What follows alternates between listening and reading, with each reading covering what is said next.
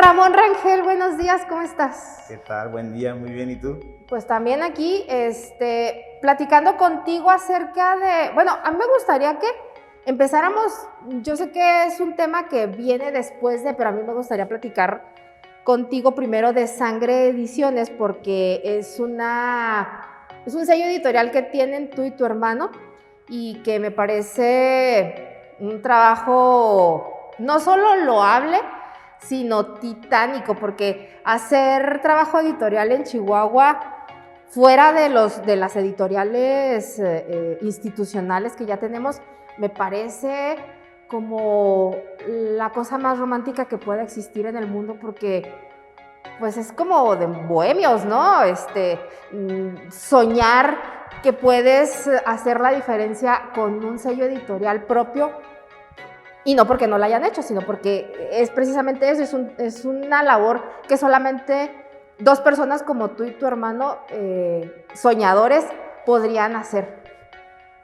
En efecto, es un sueño a los que nos gusta sufrir, ¿no? Ándale.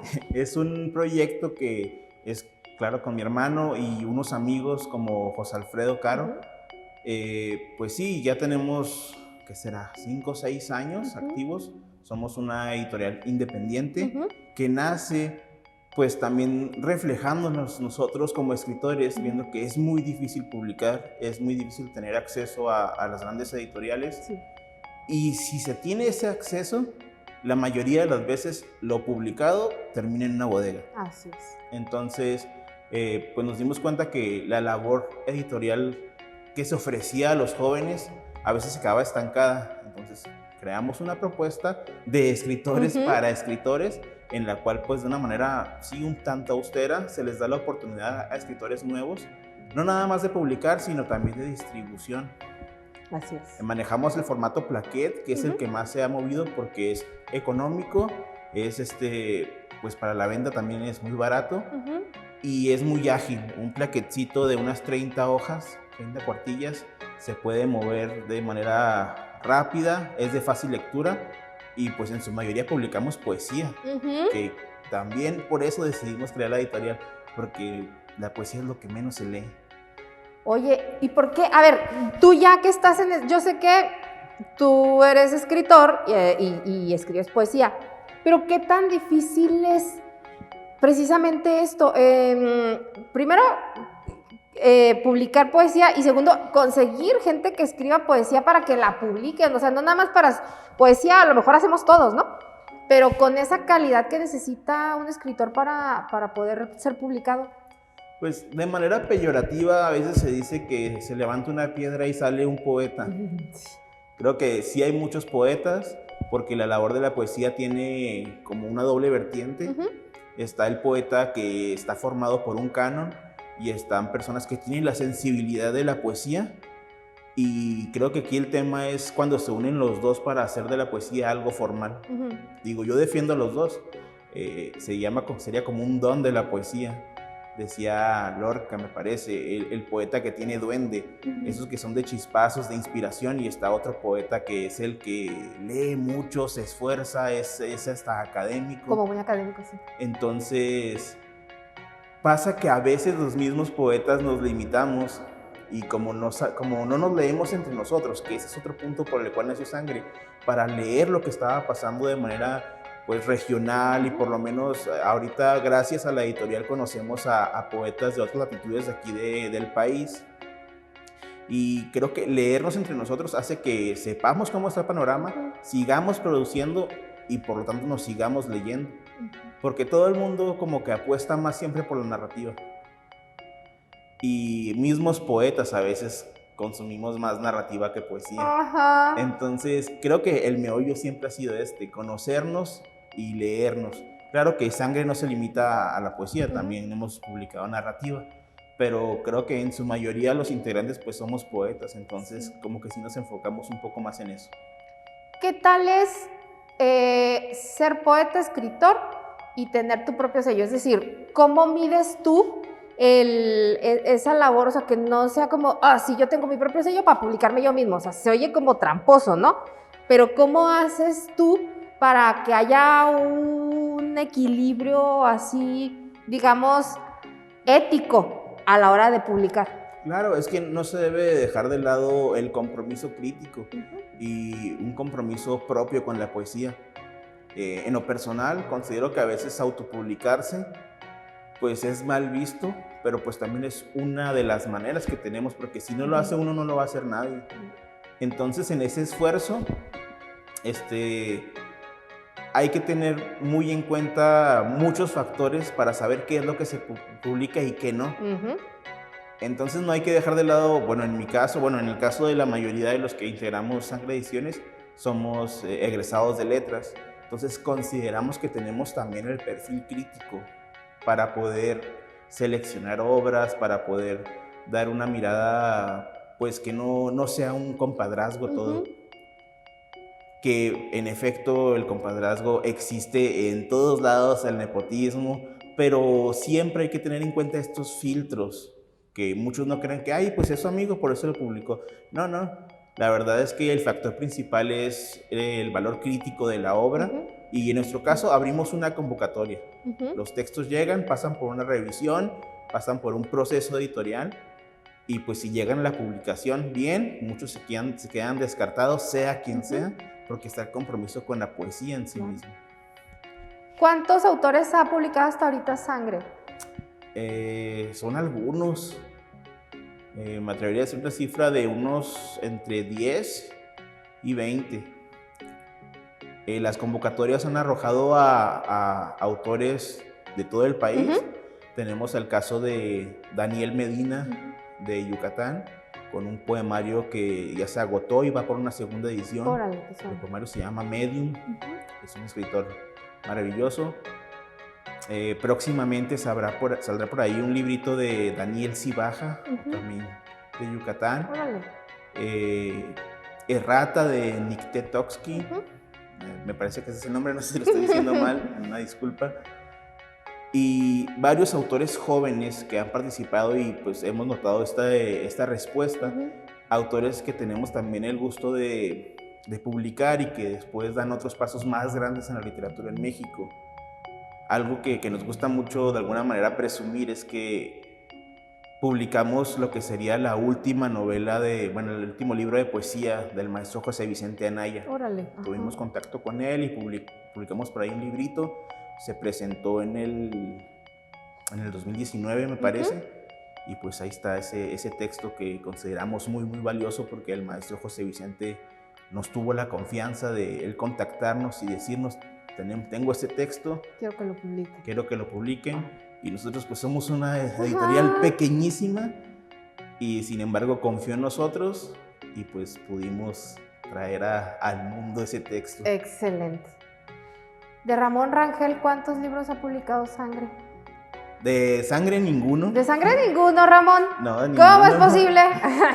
Planeo por ahí, tengo un texto que fue finalista en un concurso de poesía. Pues no quedó, pero es un texto que le tengo mucho cariño. Me gustaría sacarlo bajo el sello editorial de Sangre.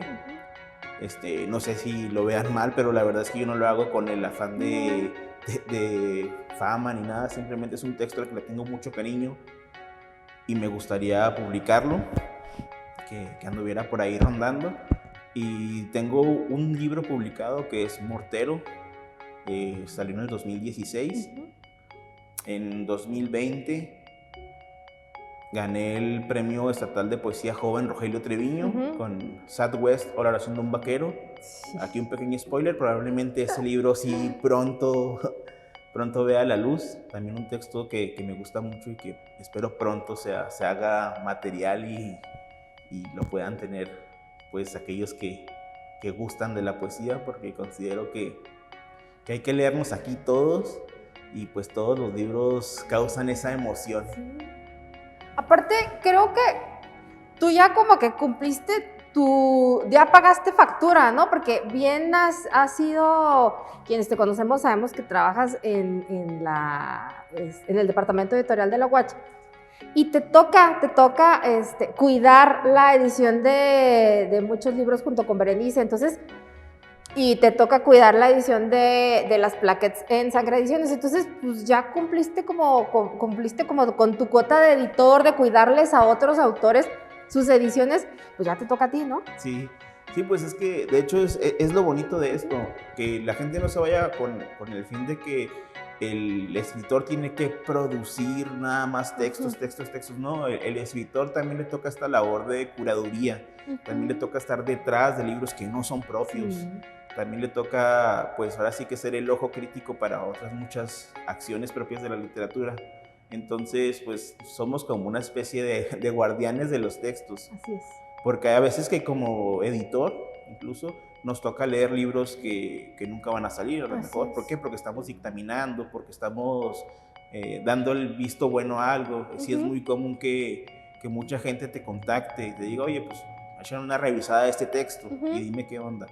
Lo revisas, das tus comentarios, ya ese libro puede que salga, puede que no, pero pues ahí está una lectura más. Que es todo, híjole, es una travesía, ¿no? Para que el texto, desde que sale de la pluma del autor hasta que es publicado, pasa por todo, es una aventura la que vive el texto para ver la luz. Y mucha gente pues no sabe el tiempo que lleva cocinar un libro. Sí, en efecto. Creo que algo que nos enseñan mucho, bueno, en lo personal aprendí mucho con maestros durante la carrera, es que uno debe de escribir, pero también debe ser pues, muy autocrítico. Entonces hay que escribir, hay que leer sobre todo para poder escribir. Sí recomiendan que uno escriba, que revise y vuelva a revisar. No tener lástima con uno mismo. Si un texto no está bien o no nos gusta, dejarlo, o sea, sacarlo de tajo. Si algo nos gusta pero no seguimos conformes, dejarlo descansar, volver a él otra vez y revisarlo, tallerearlo. Evitar también la ceguera de taller que nos da a nosotros mismos leer nuestros textos, no tener miedo de acudir con un editor, con alguien que nos pueda dar un punto de vista.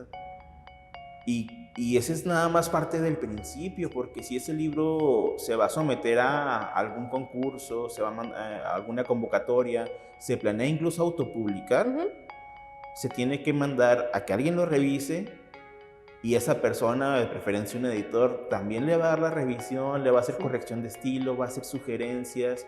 El libro no deja de mutar hasta llegar a ser un producto, pues, vaya impreso. Y a veces incluso impreso sucede que se revisan y suelen ir erratas. Uno como autor puede leerlo y decir, ah caray, ya no estoy cómodo con esto, no supe, quizá esto lo debí haber cambiado. Entonces es una constante, siempre hay cambios y siempre, pues creo que todo texto es perfectible. Entonces desde un principio debemos de tener esa certeza de que lo que escribimos va a estar en constante cambio y debemos aceptar ese cambio y sobre todo pues ser críticos y ser honestos con nosotros mismos de qué funciona y qué no. Ramoncito, recomiéndanos o danos un consejo para la gente que no es muy afecta a la poesía. ¿Cómo leer la poesía? ¿Cómo abordarla para que no nos deslumbre y digamos, ay, es que no sé qué está diciendo y ya vaya, Dios, lo dejo? Pues empezar con autores que de inicio nos atraigan.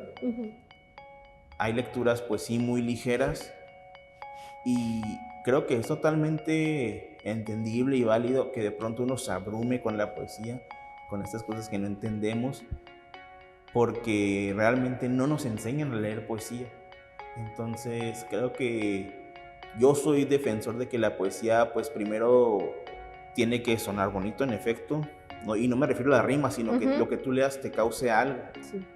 Entonces si ya te atrapó un verso, si ya te hizo sentir algo, aunque sea confusión, pues seguir adelante para ver qué más entiendes de ese poema.